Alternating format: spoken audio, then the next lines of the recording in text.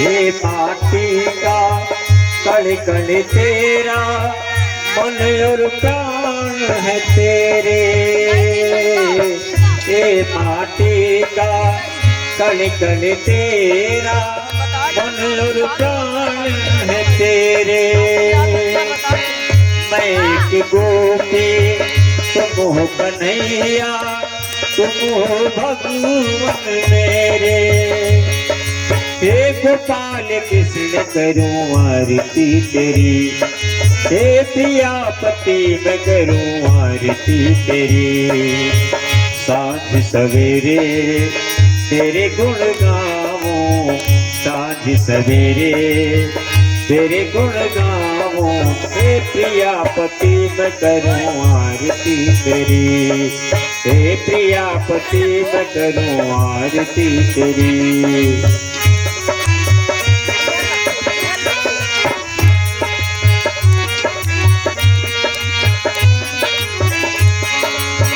ओ कान्हा तेरा रूप अनुपम मन को हरता जाए। ओ कान्हा तेरा रूप अनुपम मन को हरता जाए। मन ये चाहे हर पल अखियां दर्शन तेरा पाए। तरस तेरा प्रेम तेरा आस है मेरी, तरस तेरा प्रेम तेरा आस है मेरी। हे गोपाल कृष्ण करूं आरती तेरी, हे प्रियापति मैं करूं आरती तेरी। सांझ सवेरे तेरे गुण गाऊं, सांझ सवेरे तेरे गुण गाऊं। प्रेम में रंगी भक्ति में तेरी। हे गोपाल कृष्ण करूं आरती तेरी, हे गोपाल कृष्ण करूं आरती तेरी। बोलिए बाल कृष्ण लाल की जय, वृंदावन बिहारी लाल की जय। नमः पार्वती पते हर हर महादेव। एकदम सही है।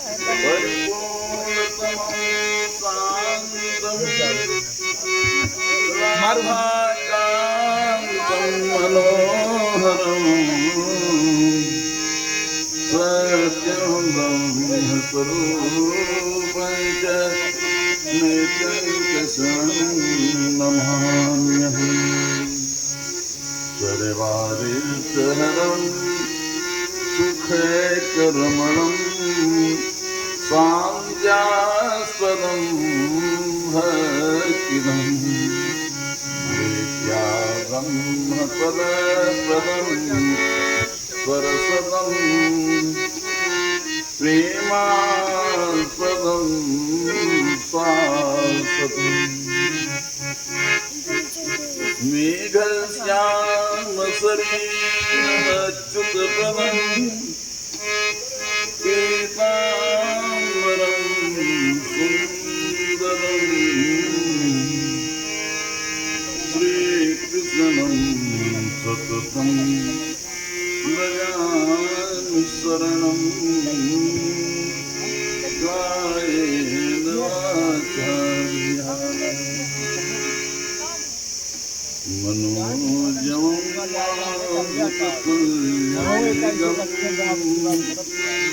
जितेन्द्रियं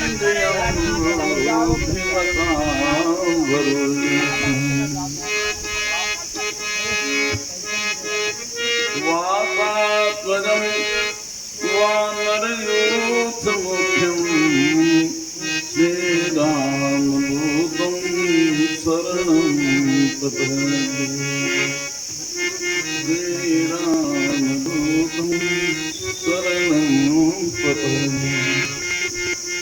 परम पूज्य आदरणीय पूर्ण अखंड नाज अनंतपूर्ण ब्रह्मांड नायक परात्पर ब्रह्म जगन्नेता जगदाधार अकारण करुणावलालय भक्तमाथा कलोगुरु जो स्वरूपा परमाराध्या श्री राधा जी परमाराध्य श्री कृष्ण जी की भक्त सामने की क्षण वर्षा श्लोक मन भागवत पुराण एवं मंडप आवहे देवी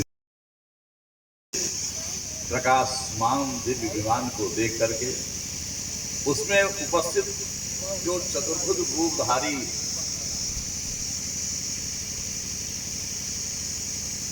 पुरुषों को देख करके,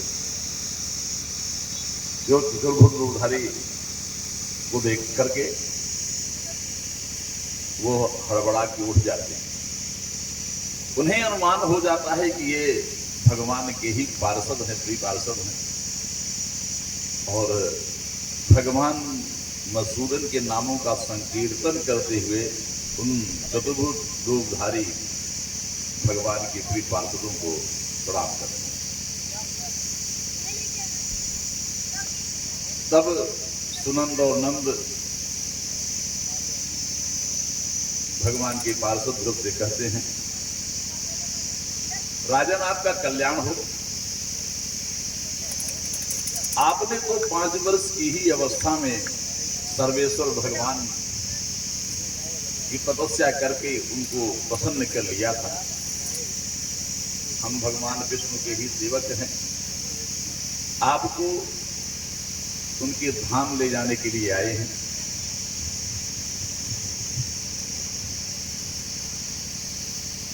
पार्षदों के इस प्रकार के वचन को सुन करके परम भागवत रूप जी पुनः स्नान करके संध्या वंदन आदि कर्म करते, क्योंकि संध्या वंदन क्रम का परिवर्तन हो गया था, हड़बड़ाहट में उलटफेर हो गया था, क्रम विरुद्ध हो गया था।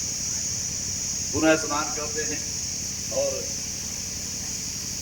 अब भगवत धाम में जाना भी है, इसलिए स्नान संध्या वंदन आदि करके श्रेष्ठ विमान की पूजा की, प्रदक्षिणा किया, बदरिकाश्रम में रहने वाले समस्त मुनियों को प्रणाम किया, और अब जब विमान पर चढ़ने के लिए उत्सुक होते हैं, उसी समय काल का आगमन होता है। काल ने कहा, प्रभु संसार के जितने प्राणी हैं वो मेरे स्पर्श से ही जाते हैं, और आप इस परंपरा का निर्वहन करते हुए मेरे ऊपर पांव रख करके मुझे इस विमान पर चढ़ने का सोपान बना करके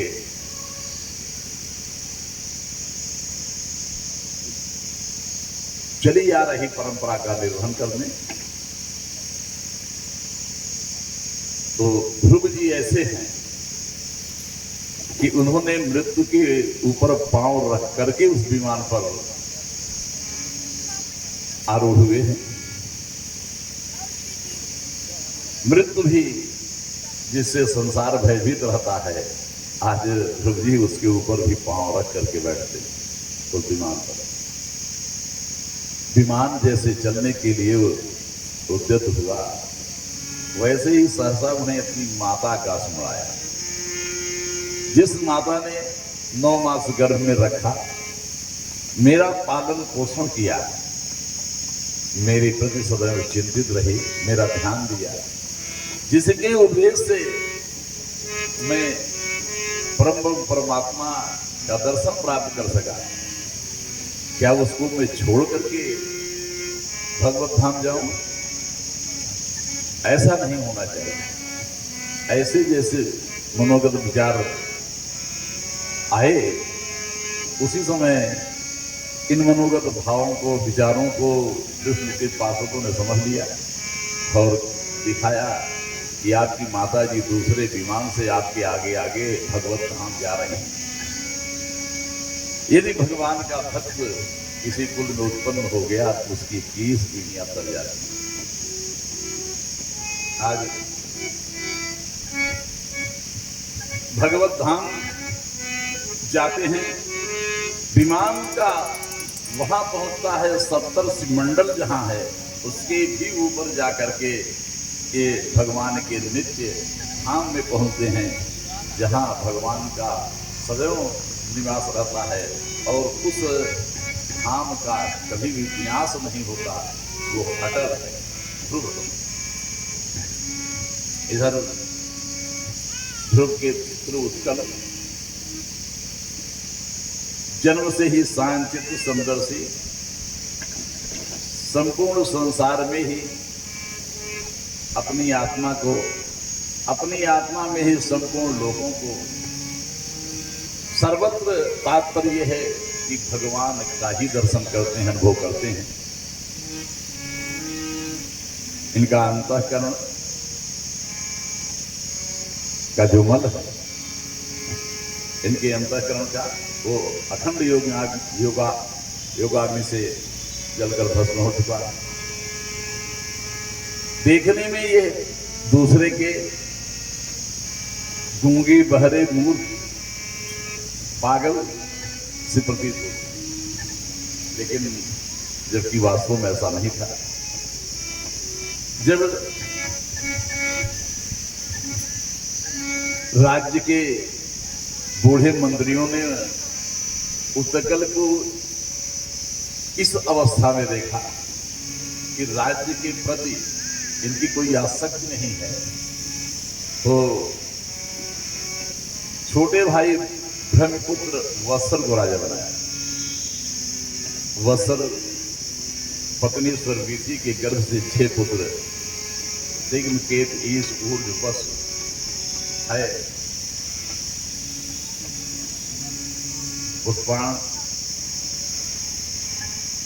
ये उत्पन्न होते हैं। पुष्पाण के 2 स्त्रियां प्रभा, दोषा, सबके 3 पुत्र हुए। उनमें विष्णु बड़े, उनकी पत्नी पुष्करणी से सर्वतेजा नामक पुत्र उत्पन्न हुआ। सर्वतेजा पत्नी आकुति से चक्षु नामक पुत्र हुआ, जिससे चक्षु मनवंतर चला। चक्षु मनवंतर इन्हीं से चला है। चक्षु केसरी नर्मदा से 12 सतुगुणी पुत्र उत्पन्न होते हैं। उसमें उन्मुख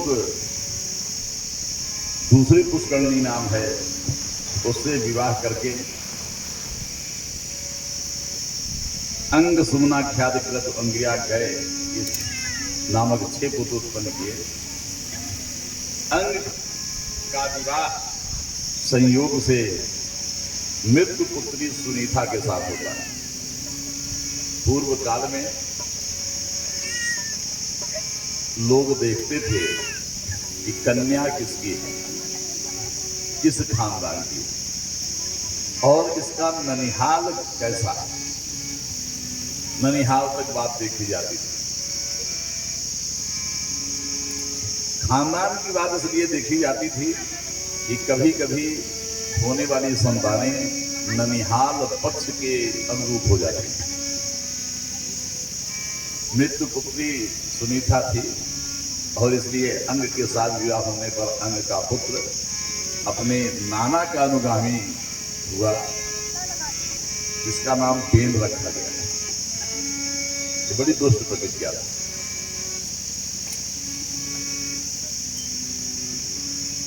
और अंग अपने इस पुत्र के स्वरूप को देख करके बड़े ही आश्चर्यचकित रहते थे, बड़े ही खेद में रहते थे। राजा अंग के ऐसा पुत्र कैसे हो गया, ये बात जब चर्चा चली तो चर्चा चलती है कि राजा अंग एक दिन यज्ञ कर रहे थे। यज्ञ में इनके द्वारा डाली गई आहुति का देवता लोग स्वीकार नहीं कर रहे थे, आहुति को नहीं स्वीकार करते थे। जब ऋतुजों ने बताया कि बड़े आश्चर्य की बात है कि आप द्वारा डाली गई आहुति को देवता लोग स्वीकार नहीं कर रहे हैं, तो राजा अंग ने आचमन करके पूछा कि ऐसा क्या हो गया है, हमारे किस कर्म के द्वारा ऐसा हो रहा है। तो ऋतुजों ने कहा कि इस जन्म में तो आपने ऐसा नहीं किया है। हाँ, पिछले जन्म में एक ऐसा कार्य अवश्य है जिसके कारण से आपको संतान नहीं। यद्यपि आपने बड़ी श्रद्धा से, बड़ी पवित्रता से यज्ञीय वस्तुओं को एकत्रित किया है, हमारे मंत्र भी बलहीन नहीं है। हम यज्ञानुष्ठान की समस्त विधियों का पालन कर रहे हैं, इसके बाद भी ये स्वीकार नहीं कर रहे हैं। हम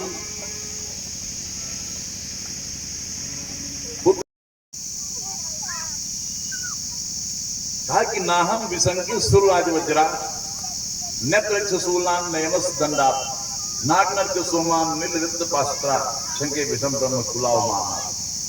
कहा यमराज के दंड से और महादेव के त्रिशूल से, कुबेर के अस्त्र से, इन सब से कोई भय नहीं है मुझे। अगर भय है तो केवल ब्राह्मण कुल की अवमानना से। रावण पर जब रामचंद्र जी ने विजय प्राप्त किया तो उनसे पूछा गया कि रावण जैसे व्यक्ति पर आपने कैसे विजय प्राप्त की? तो राम ने कहा कुल वशिष्ठ कुल पूज्य हमारे, इनकी कृपा धनुज बन मारे। परशुराम के समक्ष राम कहते हैं अभय हो ये तुम्हें जलाही,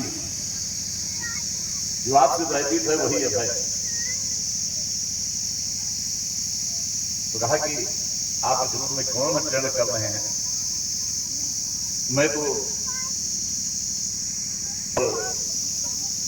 थकान होने पर विश्राम की आवश्यकता है। जब श्रम से शरीर में थकान होती है तो उसका प्रभाव आत्मा पर कैसे नहीं पड़ता, जबकि आत्मा शरीर के अंदर है। एक उदाहरण दिया, अग्नि के ऊपर एक बटलोई रख दी जाए, बटलोई में जल डाल दिया जाए और जल में चावल डाल दिया जाए। अग्नि के सानिध्य में बटलोई होने से बटलोई गर्म होगी, बटलोई के गर्म होने से जल खौलने लगेगा। बहुत आप लोग अध्ययन देते हैं, देखते हैं कि जैसे ही जल सहित बटलोई में रखा अग्नि के ऊपर, धीरे धीरे बटलोई गर्म होगी, बटलोई के अंदर रखा हुआ जल गर्म होगा, खौलने लगेगा, और उसमें अगर आप चावल डाल दें तो चावल पक जाएगा, भात बन जाएगा। तो जब जल के अंदर, बटलोई के अंदर रखे हुए चावल की ये दशा है, तो इसी शरीर के अंदर रहने वाली आत्मा पे कैसे प्रभाव नहीं पड़ता? तो उन्होंने कहा कि तू अपने को तो बड़ा विद्वान समझता है, लेकिन है निरामूल। ये उसी में कंकड़ का टुकड़ा हो तो कंकड़ के टुकड़े में क्या प्रभाव पड़ेगा? गर्म होने पर गर्म तो होगा, ये तो बात होगी, लेकिन उसकी वो सिस्टम में कोई परिवर्तन नहीं होगा। जैसे ही जल ठंडा होगा वो भी ठंडा हो जाएगा। कहा कि आत्मा पे कोई प्रभाव नहीं पड़ता है। जैसे किसी सिंह ने किसी ने स्वप्न में देखा कि एक सिंह ने मेरा वध कर दिया, मुझको मार डाला, और देखता क्या है कि घर के लोग सब रुदन कर रहे हैं, उसके बाद ले जा रहे हैं, हमको हमारी अंत्येष्टि कर दे रहे हैं। सारी स्थितियां प्रत्यक्ष दिखाई पड़ रही हैं, स्वप्नवत है, लेकिन एकदम सच्ची घटना दिखाई पड़ रही है, सत्यवत प्रतीत हो रही है। लेकिन जैसे ही आपकी नींद खुले वैसे कुछ नहीं है, आपने स्वप्न देखा, आपने अपने शरीर की ही सारी अवस्थाएं देखी। इसका कोई दृष्टा है, कोई देख रहा है, देखने वाला है जो सारी स्थितियों को देख रहा है, और उसी के कारण से बाद में भी आभास है कि आपने स्वप्न देखा है, वास्तविक स्थिति नहीं। दूसरे शरीर को देखा, सारी बातें देखी, क्योंकि यही वास्तव में ब्रह्म है। यही इन्हीं को वासुदेव कहा गया है।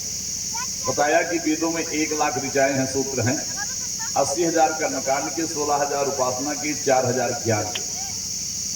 इन 4,000 के जो ज्ञान के हैं, इसमें भी वास्तविक रूप से उस परम परमात्मा का बोध नहीं। इसको बोध करने के लिए, इसका ज्ञान प्राप्त करने के लिए, इसके बोध के लिए, इस तत्व ज्ञान के लिए शास्त्रों का पढ़ना, शास्त्रों का सुनना ही पर्याप्त नहीं। कि भगवान शास्त्रों का पढ़ना, अध्ययन करना, स्वाध्याय करना ही पर्याप्त नहीं।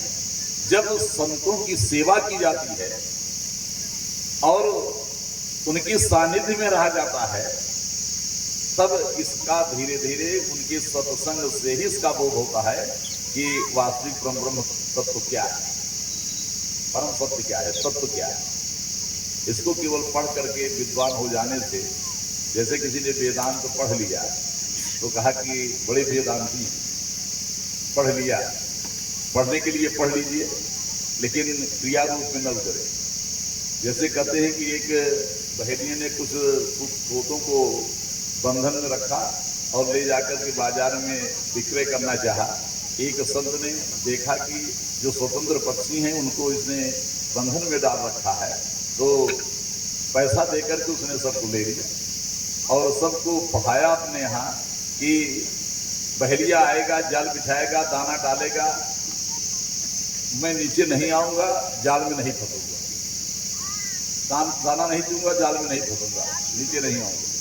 सब पढ़ के एकदम पंडित हो गए।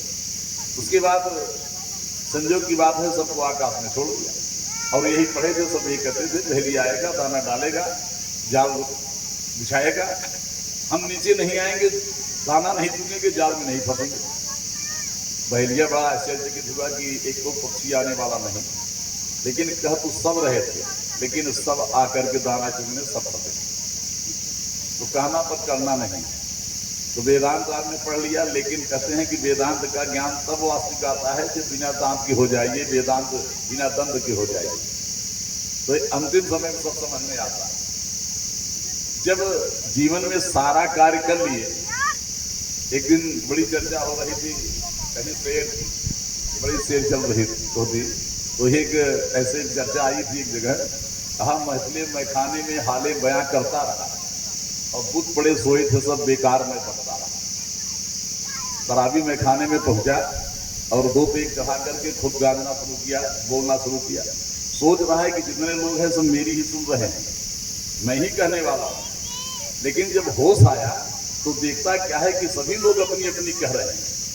ऐसे पूरा जीवन व्यतीत हो जाता है, समझ में नहीं आता है। लेकिन जब चौथापन वृद्धावस्था आती है तब समझ में आता है कि जो हमने किया सब बेकार किया। अभी तो संयोग की बात है, भगवत की बात है, पिछले जन्म का पुण्य कर्म है। आपके पुत्र आदि आपकी बात सुने, सेवा करें, नहीं तो जब उपेक्षित कर देते हैं, एको कार्य नहीं सुनते हैं, आप बोलते रहिए। कहा कि आपको कोई भी आया, अभी क्या कौन आया है, कहा तुमसे क्या मतलब है, तुम अपना खाओ पियो पड़े रहो। जब ऐसी स्थिति आ जाती है तब समस्या आती है, तब समझ में आता है कि हमने जो भी किया बेकार किया। ऐसे ही इस परम तत्व को जानने के लिए संतों का, भगवत भक्तों का जब तक सानिध्य नहीं प्राप्त होगा, उनकी सेवा नहीं होगी, तब तक यह विचार मन में स्थिर नहीं होगा। आप पढ़ते रहिए, उधर ध्यान ही नहीं जाएगा। कई बार पढ़िए, कभी कभी आप देखते हैं कि कोई बात हम बहुत समझना चाहते हैं, यद्यपि स्पष्ट लिखा है, लेकिन हमारे मस्तिष्क में वो बात नहीं आती। लेकिन जब भगवत कृपा होती है तो बड़ी आसानी से उधर हमारा चिंतन जाता है, उसको हम समझ लेते हैं। उन्होंने बताया कि इस मायाजाल को मैंने 3 जन्मों में समझा। एक भरत के रूप में थे, मृग के रूप में हुए, उसके बाद फिर ब्राह्मण कुमार के रूप में। व्यक्ति करता क्या है कि जीव को पार्जन के लिए श्रम करता है, प्राणों के तक की बाजी लगा देता है और धन लाता है, अपने परिवार का पालन पोषण करता है, और एक समय आता है तो व्यक्ति संसार छोड़ के चला जाता है। उसके बच्चे होते हैं, उसको कहीं जला दिया, कहीं दफना दिया, जैसी व्यवस्था हुई। उसके बाद आगे पीढ़ी की लेके चले, वो चलने लगे। हमारे यहाँ कम से कम पिता पितामह परदामह की बात तो आती है, शास्त्रों में आता है, कार्य पड़ता है, तो उनको ज्ञान है। नहीं तो किसी पीढ़ी के बीच में जो दिवंगत हो गया, कितना स्मरण करते हैं। अगर बीच में कार्य में आए तो कोई ध्यान ही नहीं देगा। ये है व्यवस्था रहुगण को उन्होंने समझाई और भगवान की अनवरत उपासना, भगवान के भक्तों की सेवा, सानिध्य में रहना, सत्संग करना, ये उपदेश दिया। आगे चलकर के पंचम स्कंध में आप भौगोलिक वर्णन है, ये संसार में कितनी नदियां हैं, पर्वत हैं, इन सबकी स्थितियां, सूर्य चंद्र आदि, ये कितना विस्तार है, कितनी दूरी पे एक दूसरे से है, इन सब का वर्णन। अंतोगत्वा इसका भी वर्णन आया कि जो हम कार्य करते हैं उस कार्य का कैसे हमें फल प्राप्त होता है। कर्मण्येवाधिकारस्ते मा फलेषु कदाचन। भगवान ने कहा कि आपका कर्म पे अधिकार है, फल पे अधिकार नहीं। जैसे ही आप कार्य करते हैं तो फल निर्धारित हो गया। आप स्वतंत्र हैं, वृक्ष चाहे जो भी लगा दीजिए, चाहे आप केले का लगा दीजिए, चाहे आम का लगाइए, चाहे जिसका लगा दीजिए, लेकिन जब वृक्ष आप लगा देंगे तो उस वृक्ष से उसी का तो फल मिलेगा आपको, जिस वृक्ष को आपने लगाया है।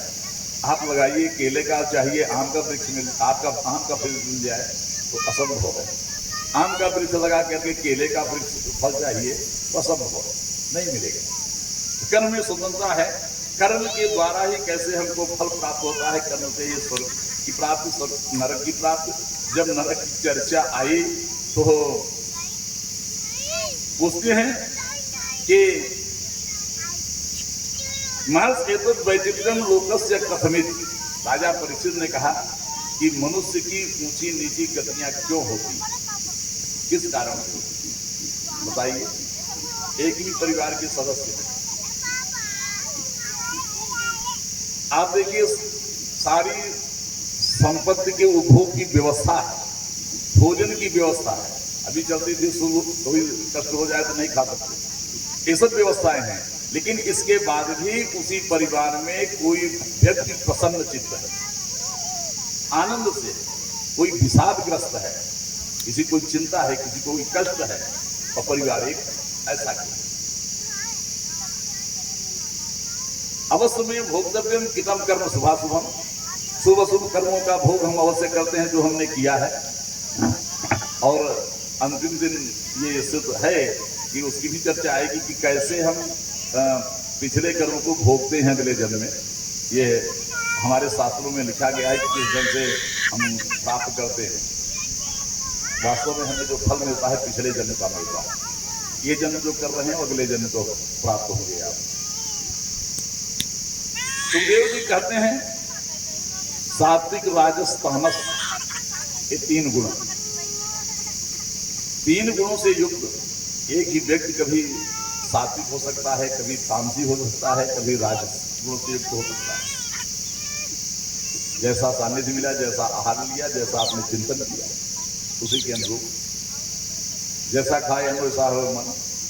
जिस प्रकार से अन्न आप ग्रहण करेंगे, अभी चल रही थी लहसुन प्याज आदि का सेवन करेंगे तो तामसी प्रवृत्ति हो गई चलेगी, क्रोध आएगा ही। एक तो आपकी प्रकृति रहेगी, दूसरे ये बढ़ाएंगे। तो आहार विहार, आसपास वातावरण, सानिध्य, इन सबका प्रभाव पड़ता है। सात्विक राजस तामस तीन प्रकृति गुण हैं। मन इन गुणों से युक्त होकर के कार्य करता है। आप प्रतिदिन स्नान करते हैं, भोजन करते हैं, एक ही कार्य है, लेकिन आप देखेंगे कि स्नान में, भोजन में कभी तो मन बड़े अच्छे ढंग से लगता है और कभी नहीं लगता है। कभी बड़ी तेजी से स्नान करेंगे, इधर उधर नहीं, कभी तो जम के स्नान करेंगे, कभी भोजन कोई स्वादिष्ट हो गया तो बड़े अच्छे ढंग से चाव से खाएंगे, कभी बिना मन के खाएंगे। एक ही चीज है, ऐसी भिन्नता क्यों? तो मन के लगाव से ही वास्तव में कार्य का फल परिवर्तित हो जाता है।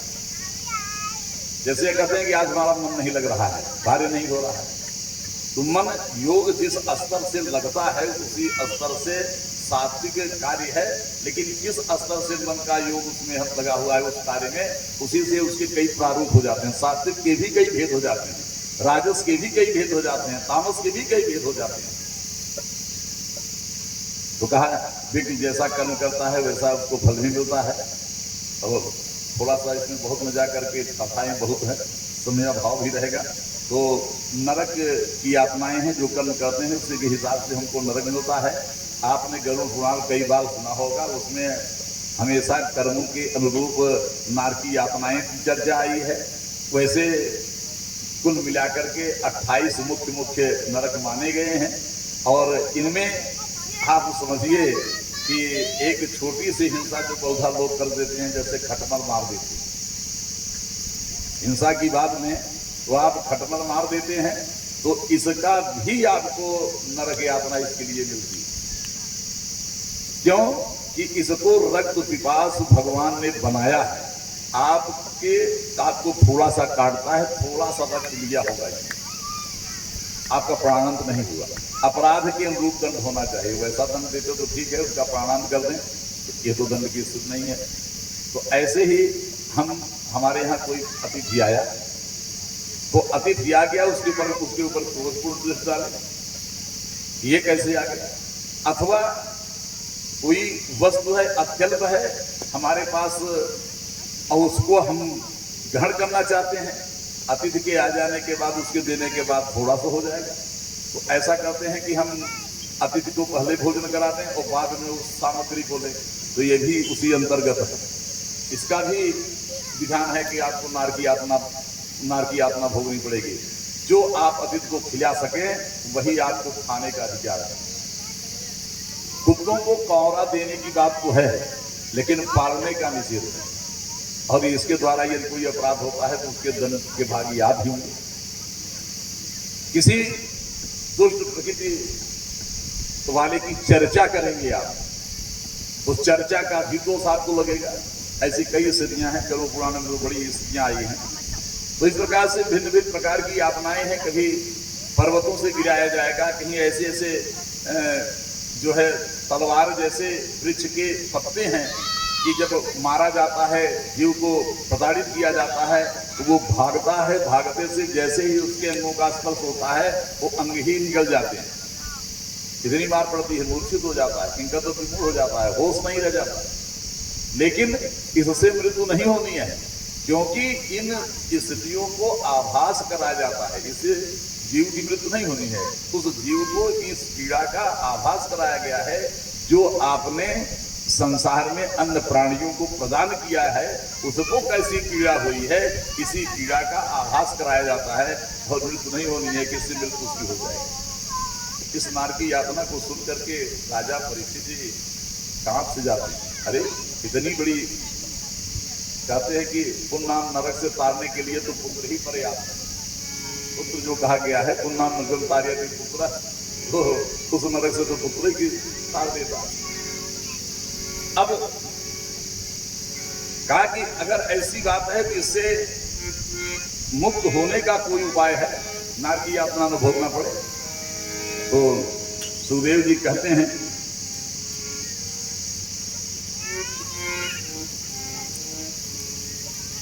कि व्यक्ति 3 प्रकार से कर्म करता है। मनसा वाचा कर्मणा, कर्मणा माने शारीरिक, शरीर से किया गया कर्म। आपने मन में किसी के प्रति सद्भाव रखा तो आपने मनसा पूर्ण कर लिया। अपने मन में किसी के प्रति दुर्भावना रखी, असद्भाव रखा, तो मनसा आपने पाप कर लिया। आपकी वाणी से किसी को आनंद मिला तो यह वाणी का पुण्य हो गया। आपकी वाणी से किसी को कष्ट मिला तो यह वाणी का पाप हो गया। आपके शरीर क्रिया के द्वारा, कार्य के द्वारा किसी को आनंद मिला तो आपके शरीर द्वारा, कार्य द्वारा किया हुआ कर्मणा ये पुण्य हुआ। और आपके द्वारा यदि किसी को कष्ट मिला, किसी भी प्राणी को, तो यह कर्मणा पाप हो गया। तो 3 ढंग से पाप, 3 ढंग से पुण्य की बात है। लेकिन कलयुग में एक छूट दी गई है। कलिका एक पुनीत प्रतापा, रामायण तैयार लेकर नाम तेरा, रामायण तैयार लेकर नाम तेरा, हो गए भव से पार लेकर नाम तेरा, हो गए भव से पार ले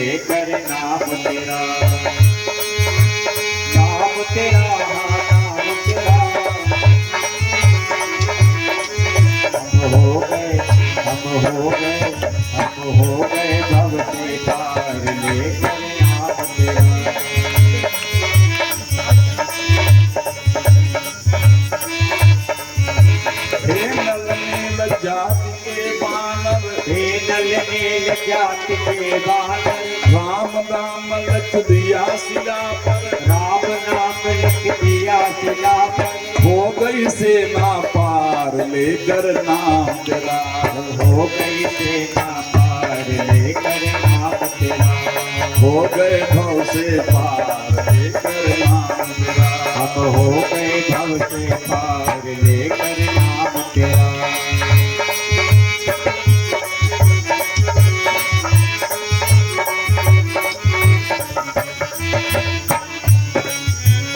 हरी सभा में दुपद दुलारी, हरी सभा कर नाम तेरा, बढ़ गया तीर अपार लेकर नाम तेरा, हो गए भव से पार लेकर नाम तेरा, हम हो गए भव से पार लेकर नाम तेरा।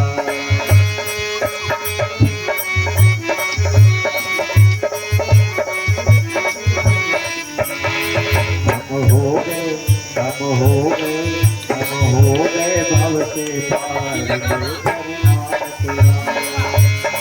गज ने आधा नाम पुकारा, गजने आधा नाम पुकारा, गरुण छोड़ कर उसे उबारा, गरुड़ छोड़ कर उसे उबारा, किया ग्राह संहार लेकर नाम तेरा, किया ग्राह संहार लेकर नाम तेरा, हो गए भव से पार लेकर नाम तेरा, हम हो गए भव से पार लेकर नाम तेरा।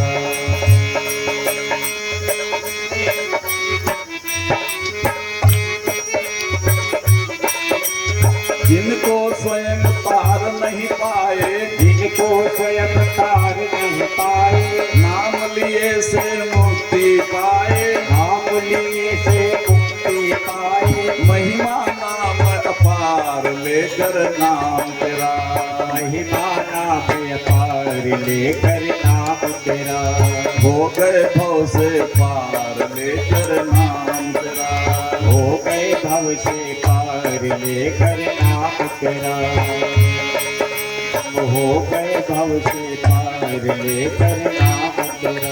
मीरा गिरधर नाम पुकारी, मेरा गिरधर नाम पुकारे, विषयमृत कर दिया मुरारी, विषय अमृत कर दिया मुरारे, खुल गए चारों द्वार लेकर नाम तेरा, खुल गए चारों द्वार लेकर नाम तेरा, हो गए भव से पार लेकर नाम तेरा, हो गए भव से पार लेकर नाम तेरा। राम नाम जो कोई गावे, राम नाम जो कोई गावे, अपने तीनों लोक बनावे, अपने तीनों लोक बनावे, है जीवन का सार लेकर नाम तेरा, है जीवन का सार लेकर नाम तेरा, हो गए भव से पार लेकर नाम तेरा, हम हो गए भव से पार लेकर नाम तेरा, नाम तेरा, नाम तेरा, नाम तेरा, नाम तेरा, हम हो गए भव से पार लेकर नाम तेरा, हो गए भव से पार लेकर नाम तेरा, हो गए भव से पार लेकर नाम तेरा। वृंदावन बिहारी लाल की जय। भगवान के नामोच्चारण में कहा गया, न गंगा न गया सेतुर न काशी न च पुष्करम, जिह्वाग्रे वर्ते यस्य हरिरित्यक्षरद्। गंगा गया केस काशी आज पुष्कर कहीं जाने की आवश्यकता नहीं है, जिसके जीवा के ऊपर भगवान का नाम है। ऋग्वेदो यजुर्वेद सामवेदो यथर्वणः अधितास्तेन इनोक्तम हरिरित्यक्षरद्वयम् अश्वमेधादिभिर्यज्ञे नरमेधे सदक्षिणे। कोई यज्ञ हो और दक्षिणा उसमें न दी जाए तो यज्ञ का कोई फल नहीं। कहा कि अश्वमेधादि यज्ञ की दक्षिणा उसने कर लिया यदि उसने भगवान के नामों को अपने जिह्वा पे बसा के रखा। प्राण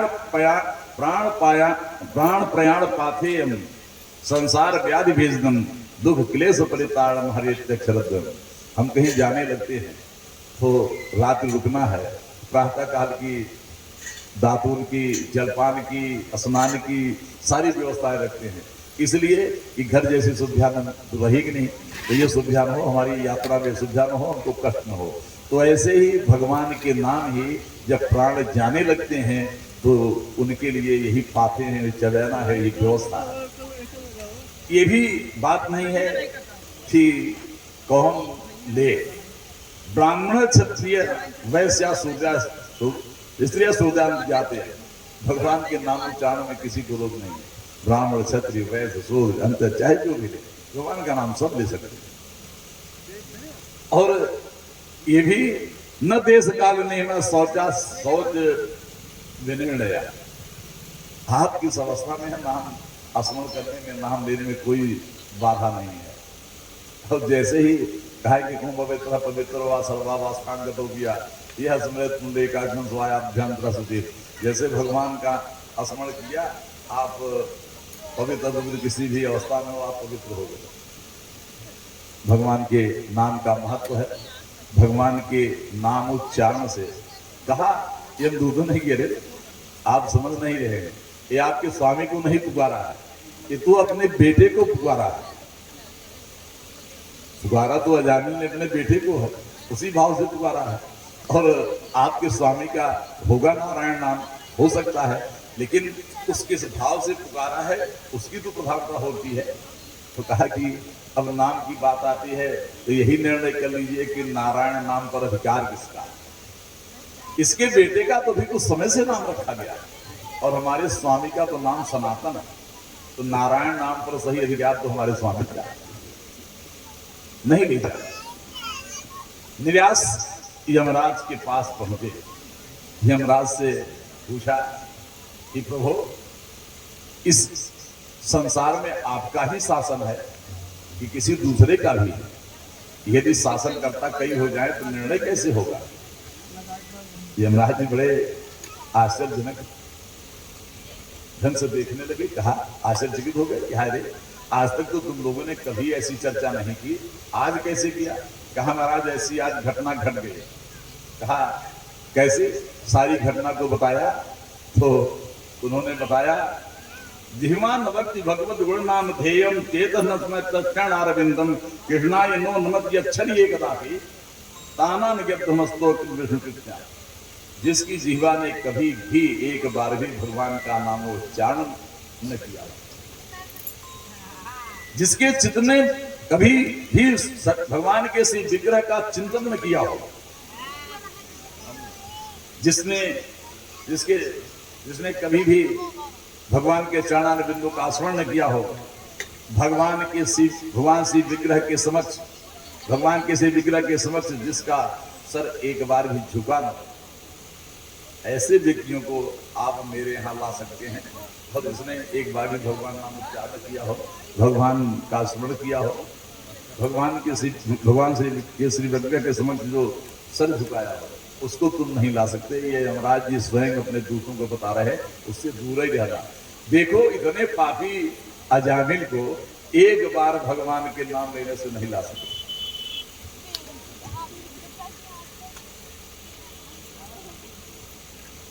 दक्ष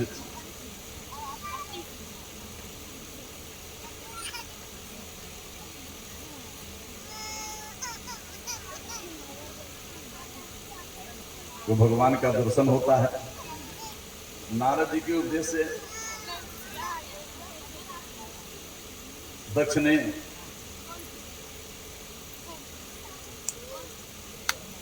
पंजन पुत्री असिग्नि से विवाह किया, हरियस नामक 10,000 पुत्रों को उत्पन्न किया सृष्टि के विस्तार में सहयोग के लिए। जब ये तपस्या करने लगे वो शक्ति प्राप्त करने के लिए कि हम सृष्टि विस्तार उचित ढंग से कर सकें, तो नारद जी पहुंच करके सबको भगवत परायण कर देते हैं। दक्ष जी को यह जानकारी मिली तो उनको बड़ा कष्ट हुआ। उन्होंने पुनः 1,000 पुत्रों को उत्पन्न किया और उन सबको श्रेष्ठ वृद्धि में सहायता के लिए तप करके इस कार्य में संलग्न होने के लिए आदेश दिया। यही पूर्व अपने भाइयों की तरह जाते हैं नारायण सर में, वहाँ स्नान करके जब ध्यानस्थ होते हैं तो नारद जी पूर्व की भाग वहां पहुंचते हैं, उनको भी निवृत्त परायण कर देते हैं। दक्ष को बड़ा क्रोध हुआ, नारद जी को साथ दिया कि तू बड़ा धूर्त है, अपने को भगवत परायण ब्रह्मचारी समझता है, इस प्रकार से मेरे पुत्रों को मुझसे दूर करके तूने अच्छा कार्य किया है, संत का कार्य किया है। साथ दिया कि आज से तू एक जगह रुक न सके, एक जगह ठहर न सके। ब्रह्मा जी के पास पहुंचे, ब्रह्मा जी से कहा कि प्रभु आप तो शेष विस्तार का उपदेश देते हैं और आपका पुत्र नारद उसमें विघ्न होता है। सारी घटना बताई, कहा कि अभी तक तुमने पुत्रों को उत्पन्न किया था, अब कन्याओं की सृष्टि करो, कन्याओं को उत्पन्न करो। ये ब्रह्मचारी है, कन्याओं के पास नहीं जाएगा। 60 कन्याओं की उत्पत्ति हुई, उसके बाद यहीं से सबका विवाह होता है और यहीं से सब सृष्टियां, इसी से संपूर्ण जगत व्याप्त है इन्हीं कन्याओं के द्वारा। एक दिन देवराज इंद्र असुरों पर विजय से प्राप्त करते हैं। विजय से प्राप्त करने के बाद विजयोत्सव मनाते हैं, विजय का उत्सव मनाते हैं। उत्सव अपने चरमोत्कर्ष पर था, चरम पर था। उसी समय देवराज इंद्र के गुरु बृहस्पति जी का आगमन होता है। इस स्थिति में देवराज इंद्र ने बृहस्पति जी को देखा तो, लेकिन यदि हम अपने स्थान का परिवर्तन करते हैं, उठते हैं, तो जो ये आनंद चरमोत्कर्ष में है वो समाप्त हो जाएगा। ये आनंद की स्थिति गड़बड़ हो जाएगी, सब आनंद भंग हो जाएगा। तो उन्होंने देख करके भी ऐसा लगा कि मैंने देखा ही नहीं, ऐसा व्यवहार किया। बृहस्पति जी समझ गए और वो वहां से चले जाते हैं। थोड़ी देर बाद दूसरी तरफ सर घुमाते हुए जब पूरा उधर देखा तो बृहस्पति जी ने सेवकों को भेजा, उनको अपनी भूख का आभास हुआ और सेवकों को भेजा, बृहस्पति जी नहीं मिले। घर भेजा, वहां भी नहीं मिले। यह जानकारी, एक ज्ञान असुरों को हो गया। असुरों ने सोचा कि मौका अच्छा है, इनको उचित सलाह देने वाला कोई है नहीं, बृहस्पति दुष्ट है, इसी समय इन पर आक्रमण कर दिया जाए। शुक्राचार्य के आदेशानुसार उनकी देखरेख में आक्रमण होता है। इंद्र की पराजय पर पराजय होने लगी। अब क्या किया जाए? भगवान के पास जाते हैं और भगवान ने कहा कि जब तक बृहस्पति प्रसन्न नहीं होते हैं तब तक के लिए त्वष्टापुत्र विष्णु को अपना गुरु बना लो। वो बड़े तपस्वी हैं, उनके तप के प्रभाव से तुमको विजय श्री प्राप्त हो जाएगी। त्वष्टापुत्र विष्णु के पास आते हैं। इनके 3 सिर हैं, एक से सोमरस पान करते हैं, दूसरे से सुरापान करते हैं, तीसरे से अन्न ग्रहण करते हैं। इन त्वष्टा के पास जाने के बाद उन्होंने कहा, इन्होंने कि हम अतिथि हैं और आपके पास आए हैं, आप हमारी मनोकामना को पूर्ण करें।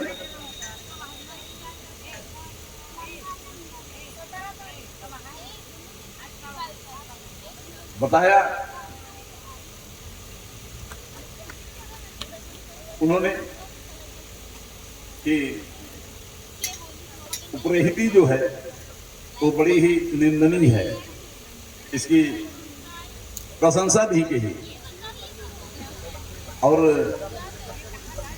फसल काटने के बाद जो खेतों में अन्न गिर पड़ते हैं उनका सिलोंचन वृत्ति है, उनका मैं चुन लेता हूँ। चुन लेने के बाद अपना जीवन और आए हुए अतिथि का सत्कार कर लेता हूँ, तो मुझे और कुछ चाहिए नहीं। कहा लेकिन आप आए हैं हमारे यहाँ, तो कहा कि भिक्षुका नहीं याचन्ति गेहे गेहे जने जने देयम देयम पुनर्देयम न देयम फलमेति से। यदि कोई याचक आपके पास आया है और आप उसको खाली लौटाते हैं तो वो वास्तव में याचना नहीं करता है, वो बताता है कि आप दीजिए, बार बार दीजिए, नहीं दीजिए तो मेरी जैसी स्थिति होगी। अगर आप नहीं दान देते हैं, जैसे एक घटना आती है, सब बताते हैं कि कर्ण स्वर्ण दान बहुत करता था, अन्न दान नहीं करता था, तो वहां कहा कि अब स्वर्ण है, इसी को आप खाओ पियो। तो सबकी अपने अपने स्थान पे है, जो आपने दिया है वही प्राप्त होगा आपको। बाद में अतिथि हैं, आप आए हैं, आपका सत्कार मैं करूंगा। नारायण कवच का उपदेश दिया। नारायण कवच के उपदेश के प्रभाव से इंद्र ने पुनः असुरों पर विजय प्राप्त की। यह कारण ये था इसका, देवराज इंद्र ऐरावत पर चढ़ करके जा रहे थे, दुर्वासा जी का सामना हुआ। दुर्वासा जी को उन्होंने प्रणाम किया, ऐरावत पर बैठे बैठे, जबकि चाहिए था और ऐरावत से उतर करके उनको प्रणाम करते। इस धृष्टता पर ध्यान नहीं दिया दुर्वासा जी ने। देवराज इंद्र हैं, इनको कुछ उपहार में देना चाहिए। अपने गले में सुंदर सुशोभित माला पुष्प की उन्होंने, जो बड़ी सुगंधित थी, और उसको उन्होंने देवराज इंद्र को उपहार में दिया। देवराज इंद्र ने उसको सर झुका करके स्वीकार किया और एक बार अपनी नासिका से उसके सुगंध को सूंघ करके ऐरावत के मस्तक पर डाल दिया। उसके सुगंध से विह्वल ऐरावत मस्तक से उस माला को लेता है, वो भी सूंघ करके पृथ्वी पर पटक देता है और कुचलता हुआ चला जाता है। एक ही क्षण में अपने दिए हुए उपहार की सुधा को देख करके उनको क्रोध होता है, स्त्रीहीन होने का साथ दे दिया। यही कारण था। और अब विश्वरूप के पुनः तप के प्रभाव से उनको ये मिलता है। विश्वरूप जी सत्य पक्ष असुर पक्ष का ननिहाल है इनका। तो जब भी कभी कार्य करते हैं देवताओं की वृद्धि के लिए, तो कुछ आहुतियां असुरों के पक्ष में भी डाल देते हैं। देवराज इंद्र ने एक बार इनकी इस स्थिति को देख लिया और क्रोधित होकर के इनका सर अलग कर दिया, तीनों सिर काट डाले। सोमरस पान करने वाले से पपीहा, सुरापान करने वाले से गौरैया, अन्न ग्रहण करने वाले से तीतर की स्थिति होती है, ब्रह्म हत्या लगती है। और बहुत समय बाद ब्रह्म हत्या का निवारण करते हैं। पृथ्वी, वृक्ष, स्त्रियों और जल, इन चारों को चतुर्थांश दे करके हत्या से मुक्त होते हैं। जब विश्वरूप का वध हो गया तो तुष्टा को बड़ा क्रोध आया इंद्र के ऊपर। उन्होंने इंद्र सबको विवर्धस्व मातृम जाहे विदुषम, इस मंत्र से इंद्र की मृत्यु के लिए, इंद्र को मारने वाले पुत्र की उत्पत्ति हो, ऐसा कह करके अग्नि में आहुति। एक पुरुष की उत्पत्ति हुई जो चारों ओर एक बाण के बराबर विस्तार को प्रतिदिन प्राप्त कर लेता था। इसीलिए चारों ओर बढ़ने के कारण से इसका नाम वृत्तासुर पड़ा। और इन्होंने जो ये यज्ञ किया, जो आहुति डाली, उसमें शब्दों का थोड़ा सा उच्चारण में परिवर्तन हो गया और उसका कारण ये हुआ कि इंद्र से मरने वाले पुत्र की उत्पत्ति हो गई।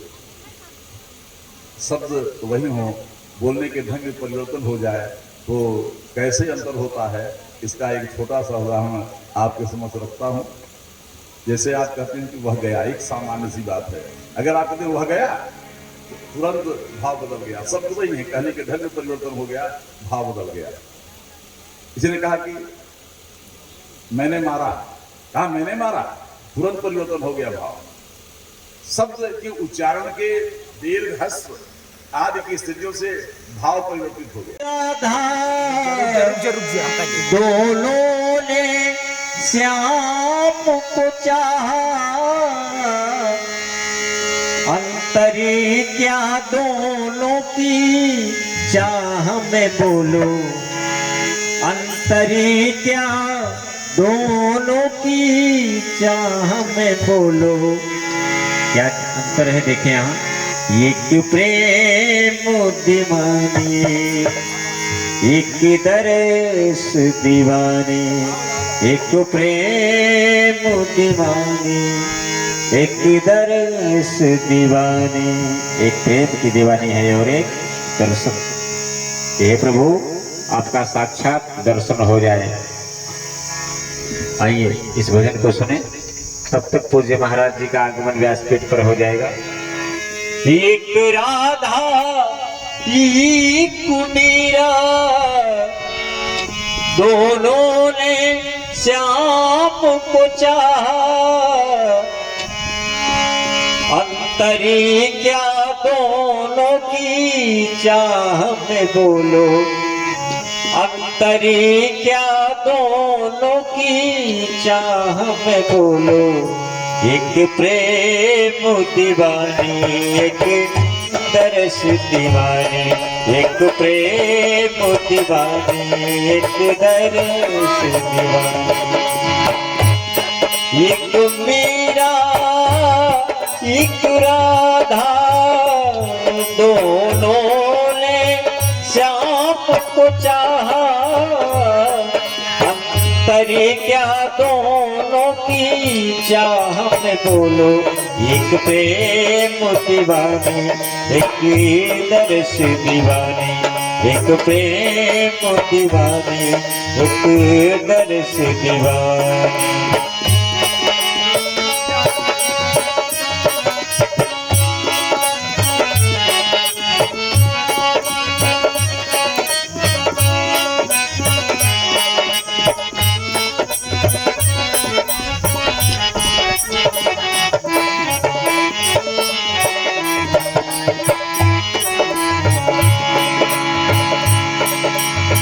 राधा ने मधुवन में ढूंढा, मीरा ने मन में पाया।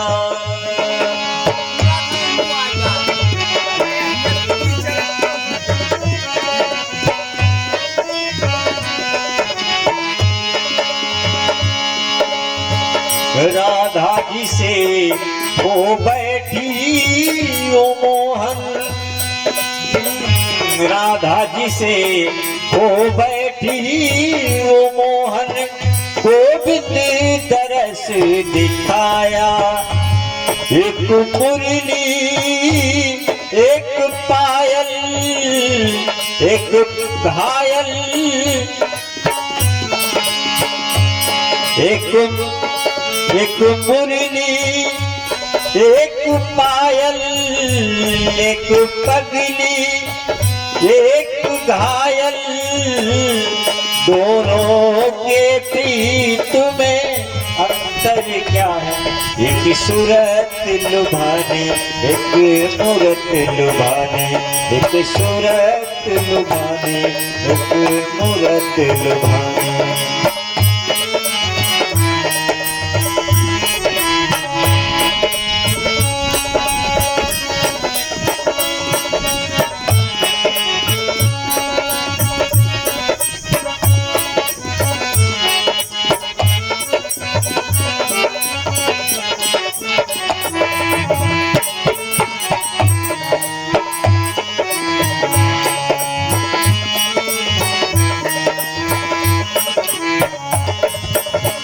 मीरा के प्रभु गिरिधरी नागर, राधा के मनमोहन।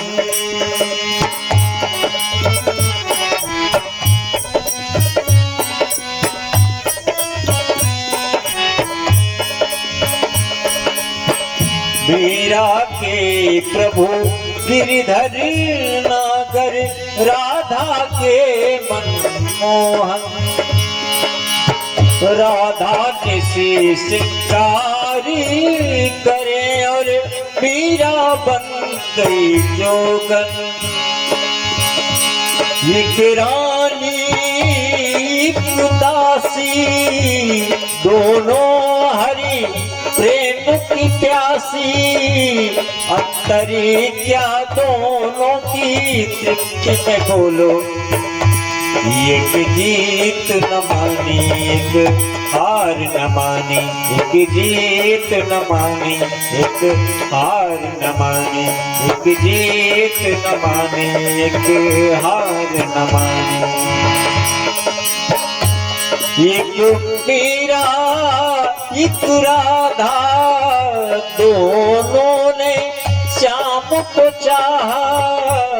अंतरी क्या दोनों की, अंतरी क्या दोनों की चाह में बोलो।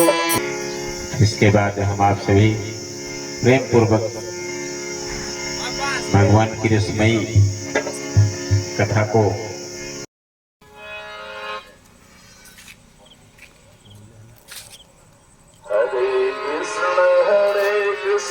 कृष्ण कृष्ण हरे हरे, हरे कृष्ण कृष्ण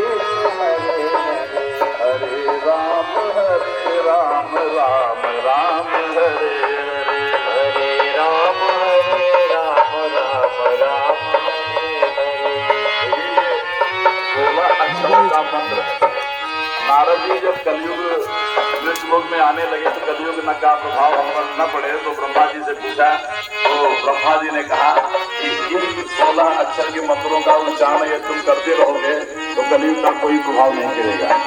यद्यपि इसका प्रारंभ हरे राम राम राम हरे से है, लेकिन ये मंत्र रूप में है। मंत्र रूप में जब करने की बात है, जब ऐसे सामूहिक कीर्तन की बात हो तो पहले कृष्ण का करके तब इसको करते हैं। ये लिहाजा ने बनाई है, हरे कृष्ण कृष्ण कृष्ण हरे हरे, हरे कृष्ण कृष्ण कृष्ण हरे हरे, हरे राम राम राम हरे हरे, हरे राम राम राम हरे हरे, राम हरे राम राम हरे राम राम हरे हरे। देखिए सब लोग कहिए, ऐसा न हो कि कोई भी कहे वो कह रहे हैं कि राम नाम सत्य है कहते हुए कुछ लोग जा रहे थे शव यात्रा में। एक छोटे से बालक ने पूछा कि सब क्या करें, कहा कि राम नाम ही सत्य है, ब्रह्म सत्य जगत मिथ्या। तो कहा कि सब तो कर रहे हैं, देखने वाला क्यों नहीं कर रहा है? कहा कि ये तो निर्जीव है, तो यदि सजीव है तो सबको करना चाहिए, निर्जीव हो तो कोई बात नहीं। हरे कृष्ण कृष्ण कृष्ण हरे हरे, हरे कृष्ण वृंदावन बिहारी लाल की प्रजासने प्रभु धन्य लोक वैसन, प्रजाम बहु नाम करो तन्नम वयो देवो यशुमा। भगवान की है आरती, पापियों को पाप से है तारती।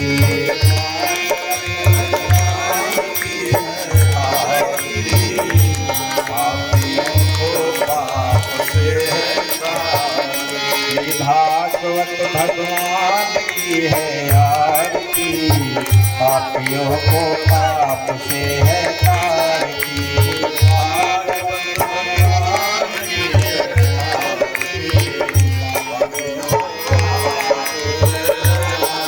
यह अमर ग्रंथ, यह मुक्ति पंथ, यह पंचम वेद निराला, ज्योति जगाने वाला। यह अमर ग्रंथ, यह मुक्ति पंथ, यह पंचम वेद निराला, ज्योति जगाने वाला।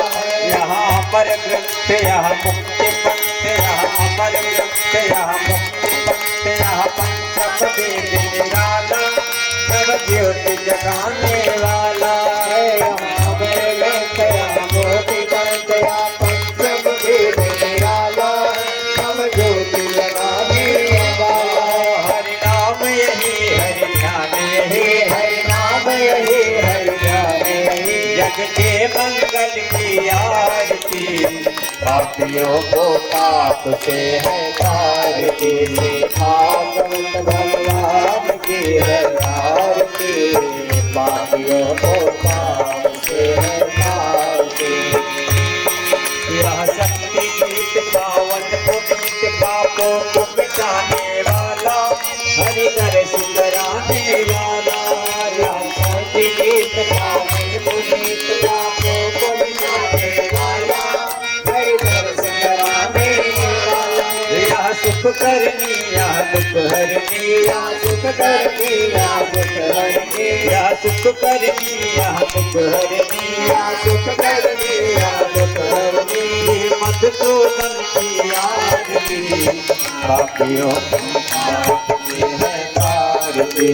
भागवत भगवान की है आरती, पापियों को पाप से है तारती। भागवत भगवान की है आरती, पापियों को पाप से है तारती। भागवत भगवान की है आरती, पापियों को पाप से है तारती। यह मधुर बोल मंत्र फूल, सत्मार्ग बताने वाला, बिगड़ी को बनाने वाला। मधुर बोल पद मंत्र बोल, सत्मार्ग बताने वाला, बिगड़ी को बनाने वाला। यह मधुर बोल पद मंत्र बोल, सत्मार्ग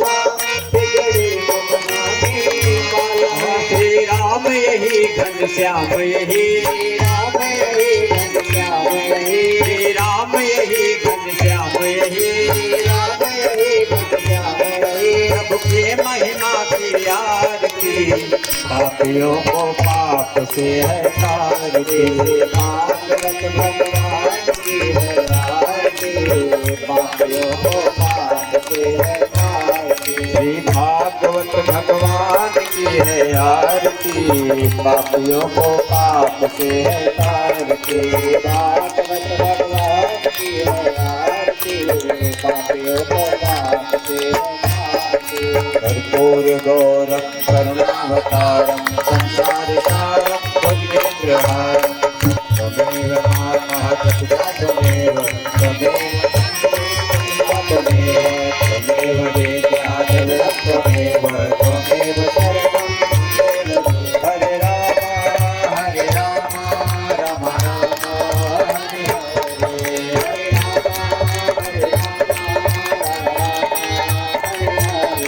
हरे कृष्णा कृष्ण कृष्ण हरे हरे हरे कृष्णा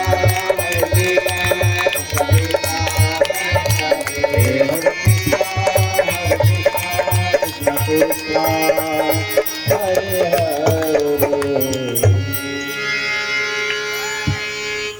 जनेन जन्मय जन्तु देवास्तानि धर्माणि प्रथमान्यासं नहते हनाकं महिमानः सचन्द्र यत्र पूर्वे साध्याः सन्ति देवाः सेवन्ति कावकुलचम्पकपाटलाब्जैर्नागजादिकरवीररसालपुष्पैः बिल्वप्रवालतुलसीदलमञ्जरीभिः त्वां पूजयामि जगदीश्वर मे प्रसीद नानासुगन्धिं पुष्पाणि यथा कालोद्भवानि च पुष्पाञ्जलिं मया दत्तो गृहाण परमेश्वर श्री पुराण पुरुषोत्तमाय नमः पुष्पाञ्जलिं समर्पयामि वृंदावन बिहारी लाल की जय महादेव की जय रामचंद्र की जय सुध हनुमान की जय वही सब संतन की जय अपने गुरु गोविंद की जय भारत माता की जय भारत माता की जय भारत माता की जय धर्म की जय धर्म की जय धर्म की जय धर्म का धर्म का धर्म का प्राणियों में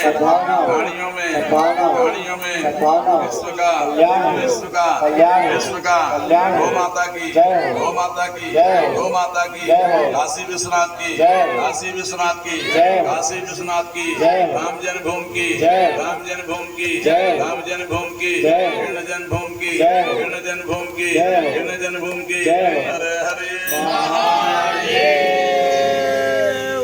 मैं तो जपू सदा हरि नाम दयालु दया करो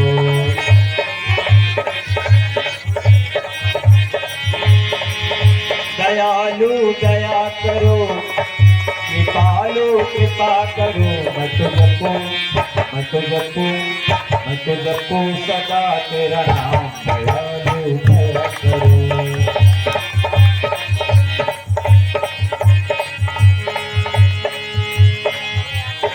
द्वार खड़े हैं भक्त तुम्हारे तेरा नाम दयालु दया करो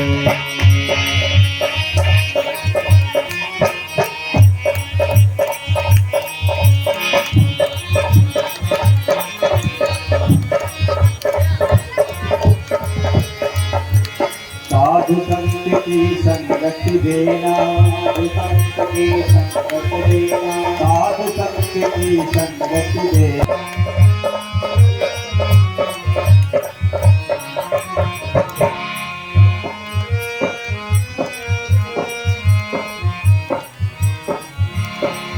मैं तुझको सदा हरि नाम दयालु दया करूं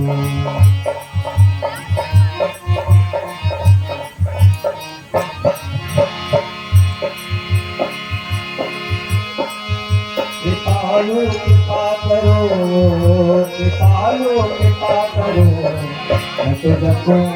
मैं तुझको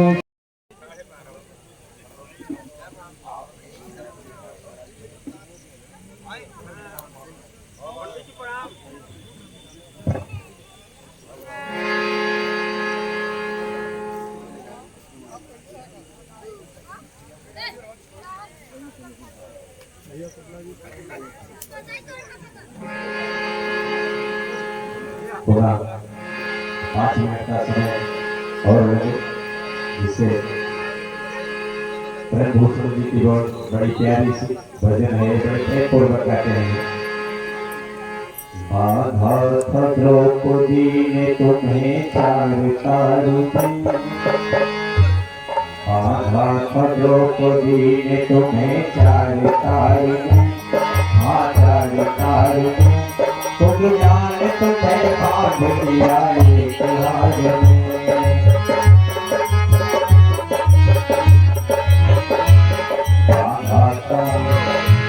बाधा था द्रौपदी ने तुम्हें चारु चारु तुम जाने तुम्हें भाग दिया एक राज में। तुम जाने तुम्हें भाग दिया एक राज में।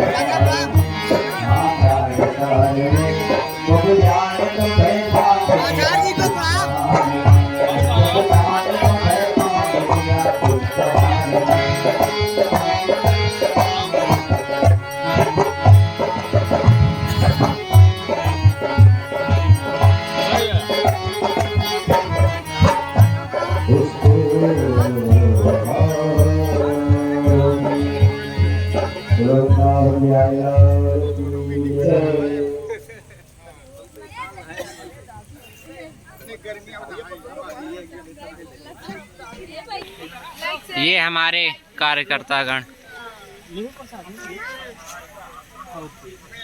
चंदा मिर्च मिला नहीं मिला, चंदा मिर्च नहीं मिला। भैया के दे दे